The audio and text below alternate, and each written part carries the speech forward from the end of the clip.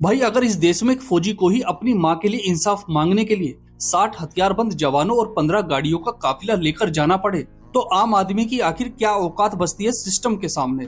तो ये तस्वीर किसी फौज के ऑपरेशन का सीन नहीं है, बल्कि यहाँ ये 60 हथियारबंद जवान 15 गाड़ियों का काफिला पुलिस कमिश्नर के दफ्तर में जा रहा है। एक जवान अपनी माँ के इंसाफ के लिए परेशान होकर ताकत का इस्तेमाल कर रहा है। तो ये मामला कानपुर का है, जहां आईटीबीपी जवान विकास सिंह अपनी मां को इलाज के लिए अस्पताल में भर्ती करवाते हैं, लेकिन परिवार का आरोप है कि इलाज में इतनी लापरवाही हुई कि इन्फेक्शन बढ़ता गया और आखिरकार डॉक्टरों को उनकी मां का हाथ कोहनी के ऊपर से काटना पड़ गया।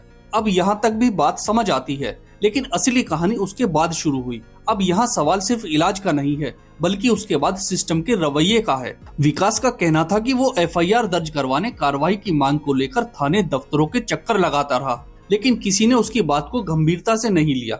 हालत ये हो गई कि वो अपनी मां का कटा हुआ हाथ डिब्बे में लेकर कमिश्नर के दफ्तर पहुंच गया। उसके बाद जांच बैठी, लेकिन परिवार की तरफ से आरोप है कि शुरुआती रिपोर्ट्स में अस्पताल को राहत देने की कोशिश की गई। फिर आईटीबीपी की 32वीं बटालियन के कमांडो करीब 15 गाड़ियों और 60 हथियारबंद जवानों के साथ कमिश्नर के दफ्तर पहुंच गए। भाई तब जाकर इस मामले में निष्पक्षता से जांच शुरू हुई और रिपोर्ट्स में डॉक्टरों की लापरवाही की बात सामने आई।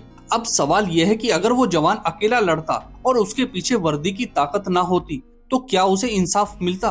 क्योंकि जब सिस्टम दर्द देखकर नहीं ताकत देखकर काम करे, तब आम आदमी के मन में भी यही सवाल उठता है कि कानून किसके लिए है, और अगर एक फौजी के साथ है यहाँ तो फिर हमारा क्या।